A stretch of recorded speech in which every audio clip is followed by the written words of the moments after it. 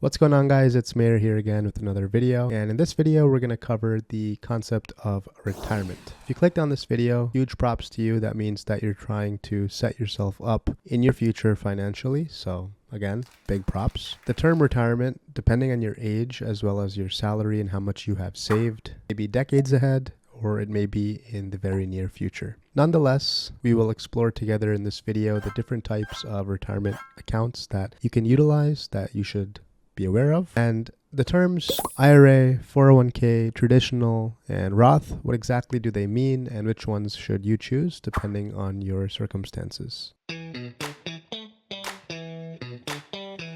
So let's first begin with 401ks, and there's two different types of 401ks, traditional 401k as well as a Roth 401k. The term 401k simply means that it's a employee-sponsored retirement account. So in a traditional 401k, an employee like yourself can save a portion of their money from their paycheck, whether it's bi-weekly or monthly or weekly. You can use that portion of your paycheck that are before taxes, and you can invest that. As an added bonus, one of the great things about 401ks is that most employers offer a company-wide match. Sometimes it's a 2% match, sometimes it's a 4% match. You'd have to check with your employer, but nonetheless, this match is basically free money alongside you towards your retirement. A Roth 401k is very similar to a traditional 401k, but the term Roth in this case basically represents that you're paying with after-tax dollars. So that means that the contributions that you're making are contributions with income that has already been taxed. So at a high level,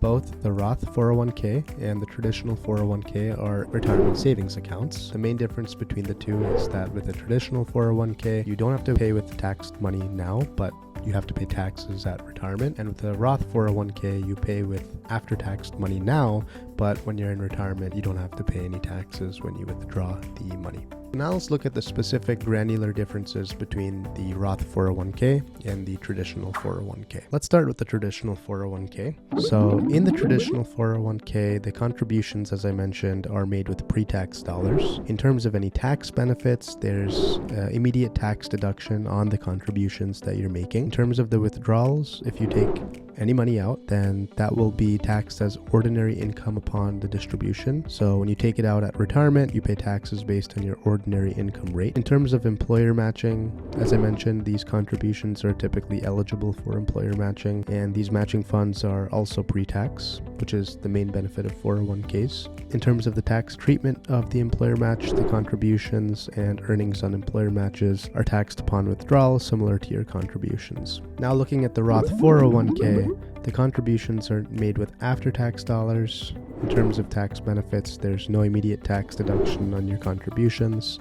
However, the main benefit is that with the withdrawals, they are tax-free, provided that you are 59 and a half and you've held the account for at least 5 years. In terms of the tax treatment, employer matching funds are treated oftentimes as pre-tax contributions and are taxed upon withdrawal. So a little bit different. With regards to the similarities, they both have employee contribution limits. So that's $23,000 for 2024, plus an additional $7,500 for those over the age of 50. And that's denoted often as the term of catch-up contribution. In terms of the different investment options in the accounts, there's similar investment options. You could invest in stocks, bonds, mutual funds. Both accounts can be accessed early if there's a specific circumstance that's life-changing, such as hardship withdrawals or loans, but you will have to pay penalties and taxes on these. And then last but not least, in terms of the loan options, some of these plans allow you to borrow from your 401k or Roth 401k, but you'll have to pay back with interest. And super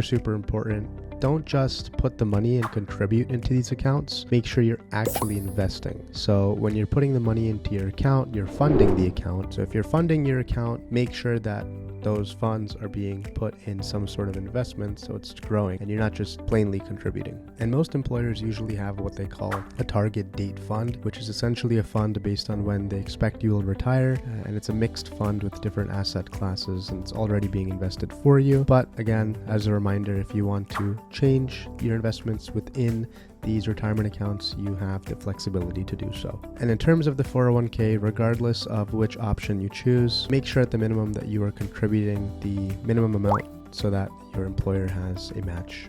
And make sure that you're consistently contributing because even small amounts can really add up like a snowball effect.